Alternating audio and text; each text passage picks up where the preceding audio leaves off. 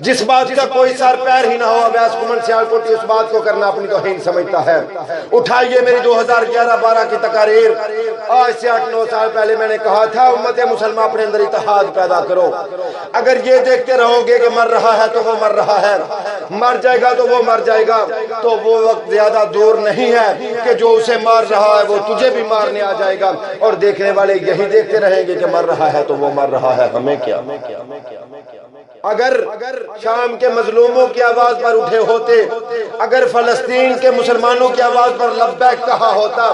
اگر Burma Rohingya کے مسلمانوں کے لیے اتحاد پیدا کیا ہوتا، اگر وہ گجرات کے اندر نریندر مودی نے جو قتل عام کیا تھا تب امت مسلمہ کھڑی ہوئی ہوتی، تو آج یہ دن جو ہم کشمیر میں دیکھ رہے ہیں ہمیں یہ دن نہ دیکھنا پڑتے۔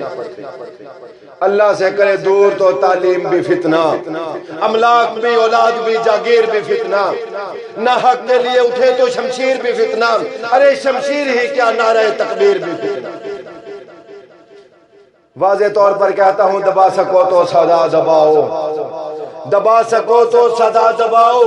بجھا سکو تو دیا بجھاؤ، ارے جب صدا دبے گی تو حشر ہوگا، جب دیا بجھے گا تو صبح ہوگی، اب ایک نئی صبح کا آغاز ہونے والا ہے، ظلم کی رات زیادہ دیر تک نہیں رہتی۔ حضرت علی کرم اللہ وجہہ فرماتے ہیں کفر کا نظام چل سکتا ہے، ظلم کا نظام زیادہ دیر تک نہیں چل سکتا۔ ہم اس رب کو ماننے والے، ہم مسلمان اس نبی کو ماننے والے جو امن کے پیکر ہیں، میرا اللہ تمام جہانوں کا اللہ، تمام عالم کا اللہ، میرا رب صرف مسلمانوں کا رب نہیں ہے، میرا رب ہندوؤں کا رب، عیسائیوں کا رب، سکھوں کا رب، یہودیوں مجوسیوں کا رب، اسی طرح میرے نبی آخر الزمان نبی صلی اللہ علیہ وآلہ وسلم صرف مسلمانوں کے لیے رحمت نہیں ہے، تمام جہانوں کے لیے، عالمین کے لیے وہ رحمت ہے۔ اور ہاں میں واضح طور پر کہتا ہوں جو نبی رحمت للعالمین امن کا درس دینے والے اگر سارے معاملات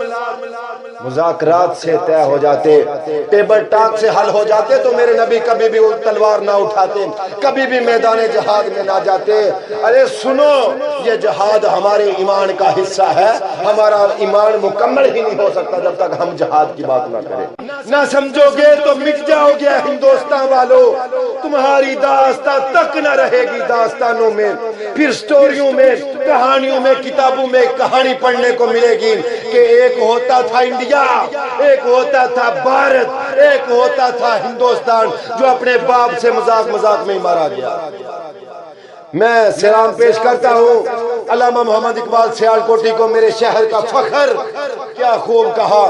اور ہاں میں موجودہ قیادت جنرل صاحب سے کہوں گا کہ جنرل صاحب اگر گھی سیدھی انگلی سے نہیں نکل رہا تو اپنی انگلی کو ٹیڑھا مت کریں، اس لشکر کو انگلی کا اشارہ کریں۔ آپ دیکھیں تو صحیح ہے سارے کے سارے جوان، ان کو ڈبہ کھڑکا کرنا ہے تو کہنا ڈبے میں انگلی مت ڈالیں۔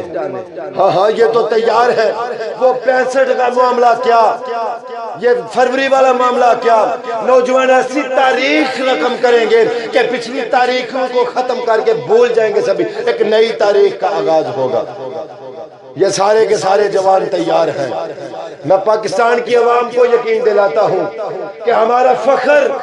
ہماری آرمی، ہماری افواج ہمارے سر پر کھڑی ہے، بارڈروں پر سیسا پلائی دیوار کی طرح ہمارے آگے کھڑی ہے، ہمیں فکر نہیں ہے۔ اور آرمی سے کہوں گا کہ بے فکر ہو جاؤ،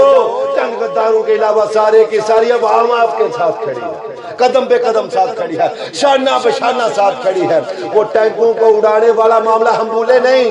ہم نے کتابوں میں دیکھا ہے، ہم نے اپنی کتابوں میں دیکھا ہے، ہم نے پڑھا ہے کہ مسلمان جو ہوتا ہے وہ موت سے گھبرایا نہیں کرتا، مصیبت سے گھبرایا نہیں کرتا۔ یہ تو ہماری شان ہے،